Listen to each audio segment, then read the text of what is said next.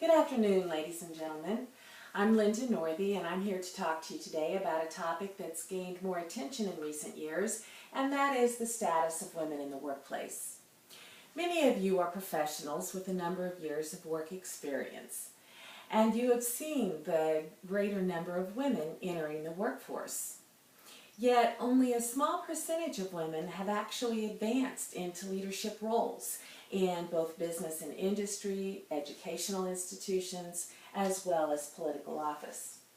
So today, we're here to take a look at some of the historical background about women entering the workforce, a little bit about the current status of women in the workplace, some of the external barriers that have prevented women from advancing in the workplace, and acknowledge some of the internal barriers that women have in terms of advancing, and how to overcome some of those barriers.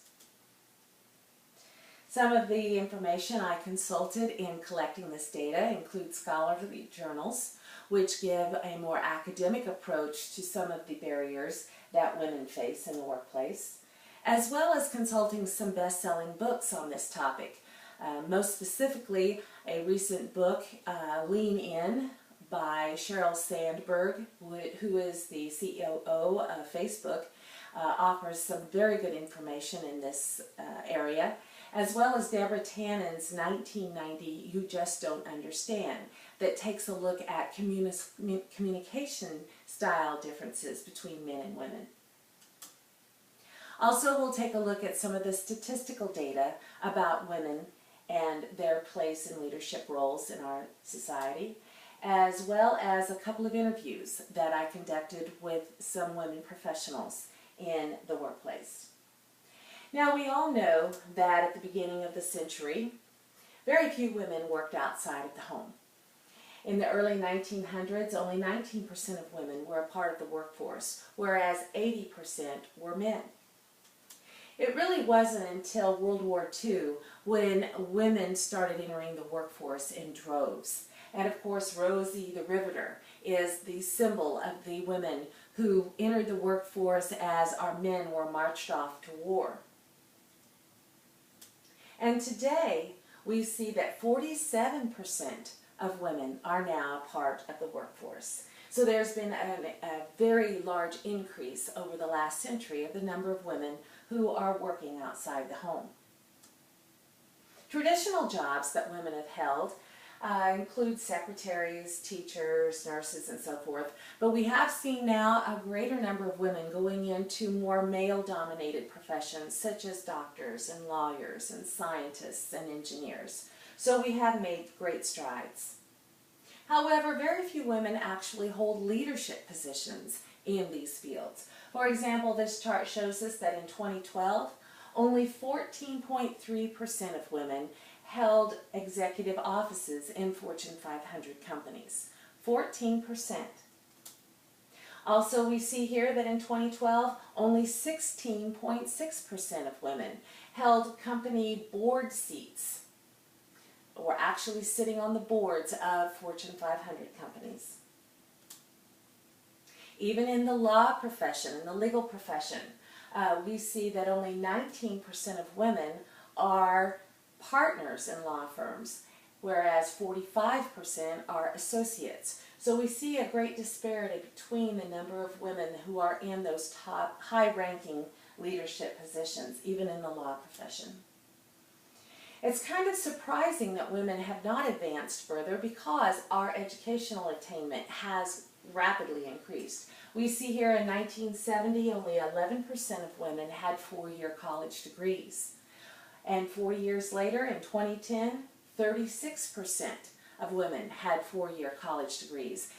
That number actually more than tripled in that amount of time. And currently, women outpace men in the number of women enrolled in colleges.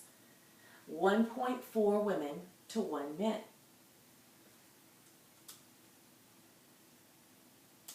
What are some of the external barriers that have prevented women from entering the workplace, from advancing in the workplace?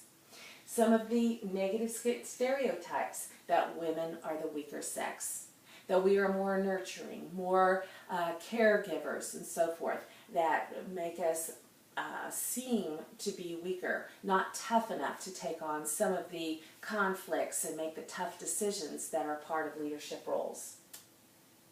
We've also suffered some of the discrimination in the workplace, where hiring and promotional decisions were made based on gender, not on ability and talent and skill and education. We also have male networks that have been difficult for women to penetrate in terms of networking with other men in the workplace. And conflicts, of course, between family responsibilities and pursuing a career. But there are also a number of internal barriers that have prevented women from advancing. For example, the fear of failure, the fear of not being liked, the fear of making the wrong choice, or the fear of being judged by others. These internal barriers have limited women. Also, insecurity, lacking the self-confidence to go out and pursue that dream, that goal, that occupation. Another internal barrier is a self-doubt about our abilities. Also, women experience guilt about choosing a career over their family. And, of course, social conditioning and indirect communication styles that women possess also create some internal barriers. For example, Deborah Tannen takes a look at the differences in communication styles between men and women in her book, You Just Don't Understand. A woman boss, for example, when confronting or talking with a male employee, may pose a question instead of making a statement. So when she asks her employee, John, about attending a meeting on Saturday, she might say, John, do you intend to attend the meeting on Saturday? And John hears this as a question and answers as he sees appropriate, which is, no, I don't. However, a male boss may make a statement and tell John, be sure that you are at the meeting on Saturday, John. And John hears this as a direct command and responds appropriately. Sure, I'll be there. So these kinds of indirect communication style differences between men and women have created some conflict in the workplace. But there are ways to overcome some of these barriers. One suggestion is to gain confidence, and if you don't have the confidence, fake it. Make the appearance as though you are strong and sure about yourself, even if you may not be. Obtain mentors and coaches in the workplace that can help you with advice and counsel about career opportunities.